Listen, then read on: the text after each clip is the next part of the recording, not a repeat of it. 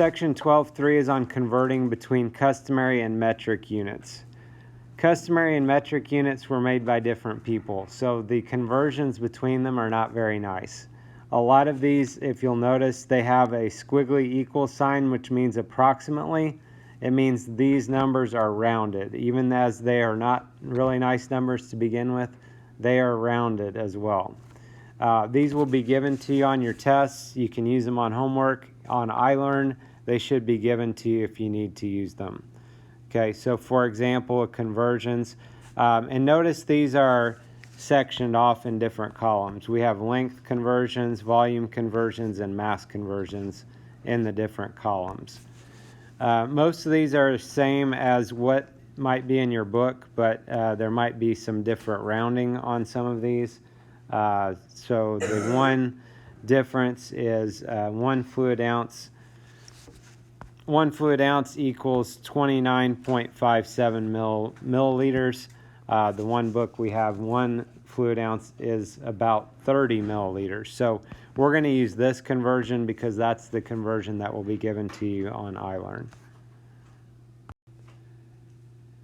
So if we look at this problem, it says use the table to find the conversion factor, then complete each conversion. Round to the nearest hundredth if necessary. We will be using calculators for this lesson, but you need to make sure you show your work. So the conversion is 100 inches to meters. So what we need to do is we need to look in the chart and find something with inches and meters. And if you look at these, I know inches and meters is going to be with length. So I'm going to look in the length column, and I'm going to look for something that involves inches and meters. So if you look here, this has inches and meters. There are a few conversions that have it both ways. So you want to make sure there's not another one that has inches and meters, but I think that's it. So this is going to be our conversion that we're going to be working with. So 1 meter is 39.37 inches. There's different ways that you can work this problem out. I'm going to show you a different way than what the book is showing you. So what I'm going to do is I'm going to make a proportion. We know 1 meter is equal to 39.37 inches. I'm going to write the units next to those. And then what we're looking for is 100 inches. So what we want to happen for our proportion is we want the same units to be across from each other. So I have meters over inches. Inches is in the denominator here. I'm going to put inches in the denominator for the other part of my proportion. And then what I'm going to do is I'm going to look for a pattern, just like we did when we did proportions. I'm going to try to go towards the missing spot. So the missing spot is going to be here. I'm going to try to go towards that, and I'm going to see if there's a pattern. Well, there's always going to be a pattern because always one of your parts of your proportion is going to have a 1 in it. So what I'm looking at going towards that missing spot, I'm trying to go from 39.37 to 1. So the question is, I'm trying to figure out what number would I multiply or divide by in order to go from 39.37 to get to 1? And the answer is we would divide by 39.37. If you take a number divided by itself, you always get 1. Like 5 divided by 5 equals 1. 10 divided by 10 equals 1. 39.37 divided by 39.37 equals 1. And we're going to do the same thing on the other side. Is going to give us an equivalent fraction. It's going to make these proportional. Okay, so at that point, you can use your calculators. I'd like to see this work on your paper, though, so I can see how you figured this out. So now, we're just going to do 100 divided by 39.37, and then just remember the directions said round to the nearest hundredth if necessary. So when you divide that out, you're going to get 2.5400508. That's what I got, but I just put 2. At this point, we need to round to the nearest hundredth. So if you look at this, after the decimal, we have tenths and then hundredths. So we're going to round to the nearest hundredth. Our decision is whether we're going to keep this a 4 or whether we're going to change it. So this one, since it has a 0 behind it, we're going to keep it the same. So this would be 2.54 meters. We'll look at number 3. Same directions. We're trying to convert 40 kilometers to miles. So kilometers and miles, once again, we have a length. And kilometers and miles, look for a conversion with those. So here's one with kilometers and miles. And we also have another one here. So here's an example of one that has 2 different conversions. You could technically use either one of those. Depending which one you use, you might get a slightly different answer. So we'll talk about that in a minute. And we'll talk about which one might be easier for you to use. So kind of the deal is, whatever you already know, it's probably going to be easier for you to start with that one in the numerator. So I would suggest it's probably going to be easier for you to use this conversion factor, which I did over here apparently. Okay, so we'll go through both of these methods, and like I said, the numbers might come out slightly different, but let's just talk about what happens in both cases and then talk about why that second way that I'm going to show you might be easier than the first way. So we start out, our first fraction is just using the conversion. So this conversion, 1 mile is 1.61 kilometers. And then we're trying to get to, we're trying to see 40 kilometers, what that's equal to. So 40 kilometers I put here, and then we're going to try to find a pattern. To find the pattern, we're going to go towards the missing spot.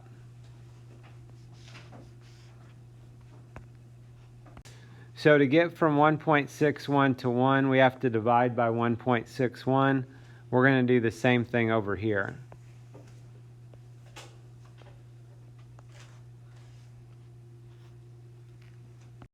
So if you divide that, that comes out pretty nice.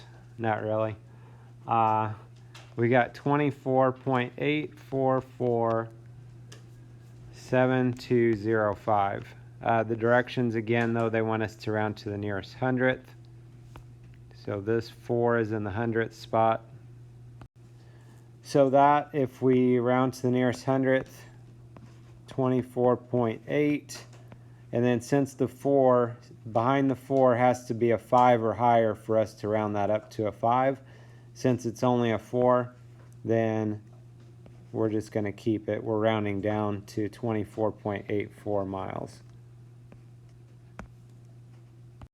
So our other option, I mentioned a different conversion we could have used. We could have used this conversion. 1 kilometer is 0.62 miles.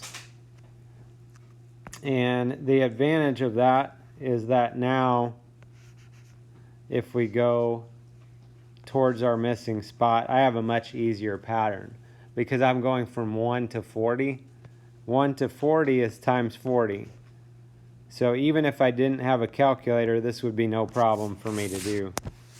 I'm just going to multiply by 40.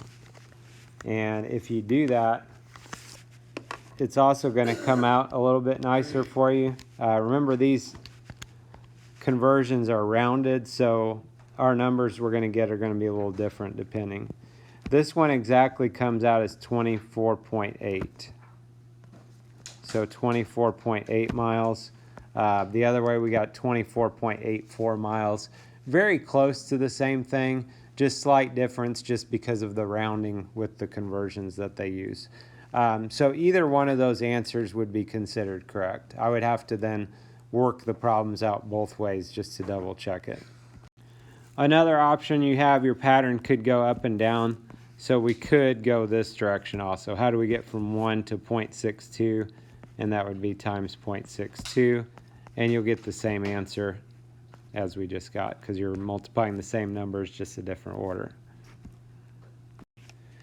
If we look at number 4, we're trying to convert 5 fluid ounces into milliliters. I didn't really say much about it earlier, but once again, the customary system, in this case fluid ounces, is what we use in the United States. Pretty much every other country you go to is going to be using milliliters as a capacity. So like we've been doing, we need to look at our conversions here and figure out what conversion involves fluid ounces to milliliters.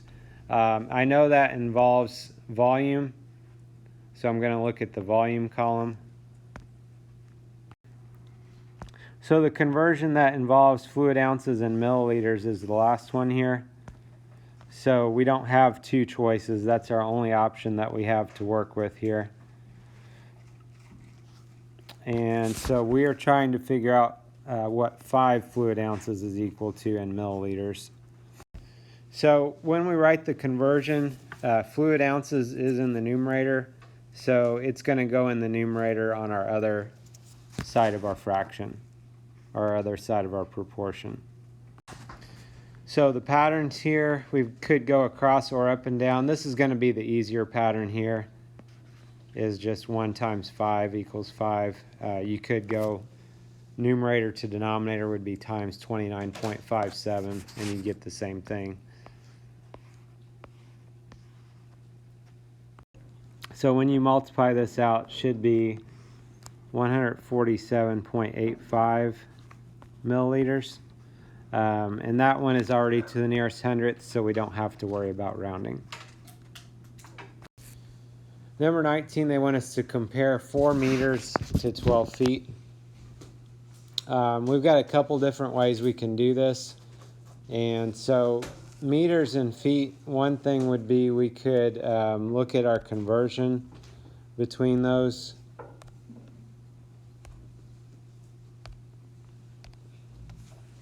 So that would involve length, so meters and feet.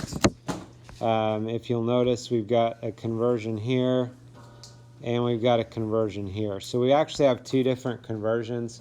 So it's just going to depend on which one you convert, on which one of these you probably want to use.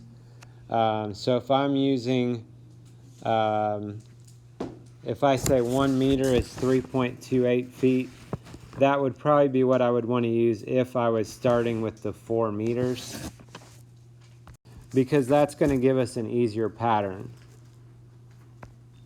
The pattern then we can see, this would just be multiplying by 4. So if we multiply by 4,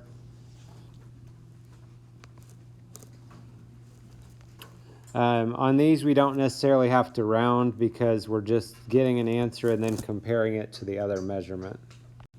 So if you multiply that out, is 13.12 feet. What that means is that 4 meters is equal to 13.12 feet. So at that point, now we can compare these. You know 13.12 feet is greater than 12 feet, so the answer would be greater than. So it's just getting them in the same units and then comparing them to each other. We could have also used the other conversion. We could have used 1 foot is 0.3 meters, and we could have converted 12 feet into meters.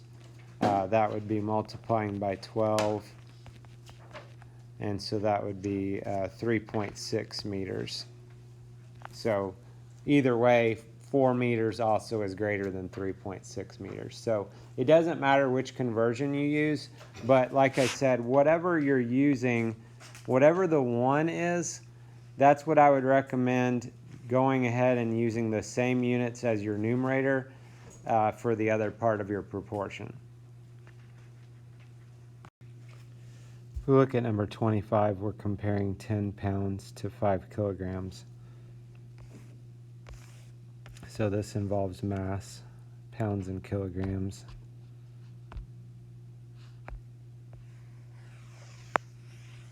and we have two conversions here, so we can use either one. It just depends what we want to convert. So if we use 1 kilogram as 2.2 pounds, the easier conversion would be going with the 5 kilograms, because that gives us an easier pattern, because now going from 1 to 5 would just be multiplying by 5. So then 2.2 times 5 would be 11 pounds. So that tells me that 5 kilograms is equivalent to 11 pounds approximately. So 10 pounds would be less than 11 pounds. You could use the other conversion. 1 pound is 0.45 kilograms. If we use that one, I would try and convert the 10 pounds. Going from 1 to 10 is multiplying by 10. So to get an equivalent fraction, multiply the denominator by 10 would be 4.5 kilograms. So that would tell me that 10 pounds is about 4.5 kilograms, which also 4.5 kilograms is less than 5 pounds. So this would be something you could do also, you know, if you were doing this on a test or something and you had time, you could go and use the other conversion and just double check that you get the same answer that you got doing it the other way. We look at number 34.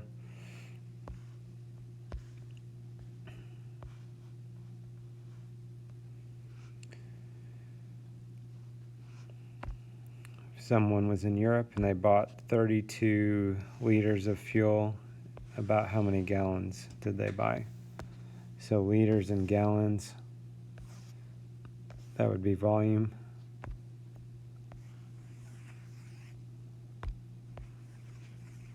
We have two conversions here, so it's up to you which one you want to use. Since we know the liters, it's going to be easier for us to just go with that.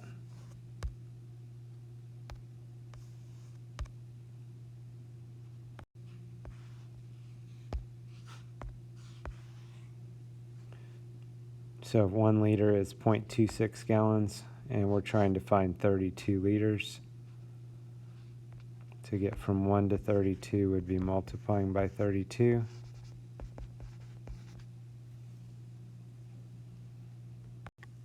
So if we multiply 26 hundredths by 32, we get 8.32.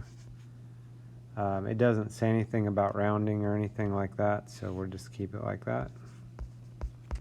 So it's equal to about 8.32 gallons. So this gives you an idea of how to work with problems converting between customary and metric systems. Have a good day.